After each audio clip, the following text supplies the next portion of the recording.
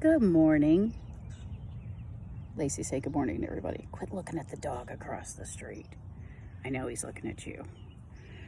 So there is a point along the Continental Divide high up in the Rocky Mountains in Colorado where there is this little stream that separates.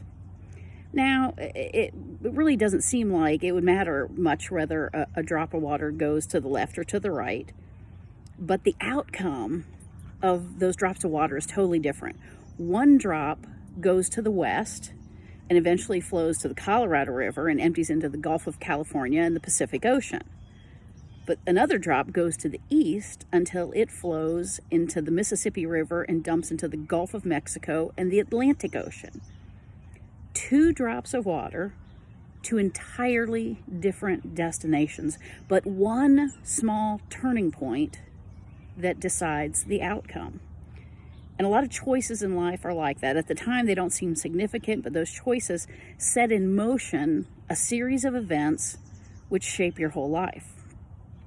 Now, I bet if we could all share how we came to know Jesus, I would guess that some of you chose to go somewhere, or in my case, your parents made you. It's not Mother's Day anymore. And whoever ratted me out and told my mom I was talking about her last week, I will find you. Anyway, but maybe you chose, maybe it was chosen for you to go somewhere and you met someone, somebody started talking to you, and that led you to what you know today and how you know Jesus. And the original choice wasn't that big of a deal, but the outcome was life-changing. Or maybe if we shared how we met our significant others, many of the stories would begin with some seemingly insignificant decision to attend some social event, and that decision led to a relationship that forever affected our lives, for good or for bad. Some people, there's the FedEx truck, hey. Some people make unwise choices, which aren't momentous in themselves, but they lead to tragic events. Maybe you choose to ride with a friend who's been drinking and it results in something bad happening. So seemingly small decisions can have momentous consequences. So how can we kind of protect ourselves from making wrong choices? Well, in the story I'm going to share with you today, the story of Lot's choice, it's often used to teach a critical lesson about life's choices.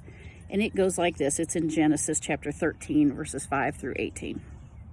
Now Lot, who was moving about with Abram, also had flocks and herds and tents, but the land could not support them while they stayed together, because their possessions were so great they weren't able to stay together. And quarreling arose between Abram's herders and Lot's, and the Canaanites and the Perizzites were also living in the land at the time.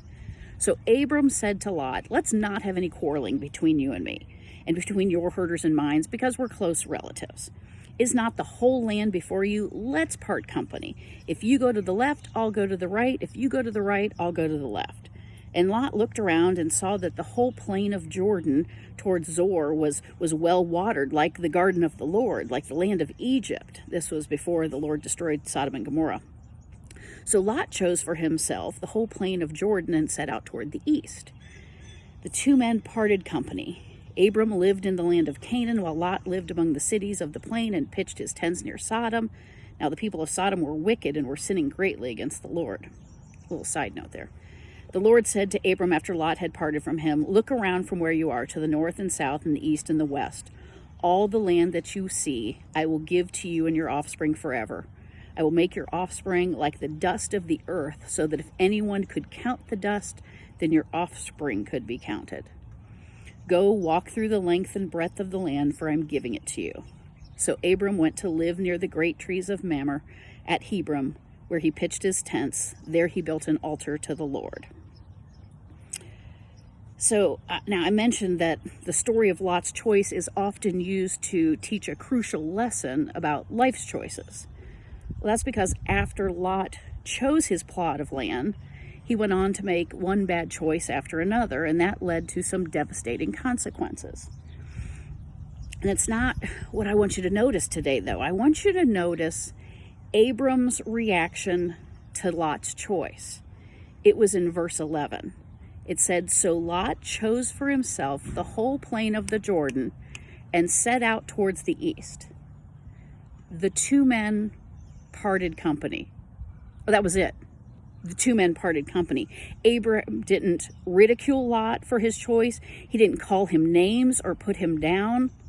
Abram moved on with his life. And this is the lesson that we need to learn. In the past few days and in the coming days and weeks, people we know are going to make choices about how to handle our states opening back up during the coronavirus pandemic. People are going to choose going out in public or not. People are going to choose wearing masks or not. People are going to choose to stop wearing pajamas all day or not. We're going to agree with some people's choices, and we're going to disagree with some people's choices. That's fine. But be like Abram. Don't ridicule. Don't call names. Don't put people down. It's their choice. There's very little chance that you're going to change them. But I would be remiss and a bad pastor if I didn't point out something from our scripture. Lot moved forward with his choices and didn't bother to include God in them, and they went very badly. Abram went on with his choices and included God in them, and they went very well. Coincidence? I think not. So make good choices and have a good week.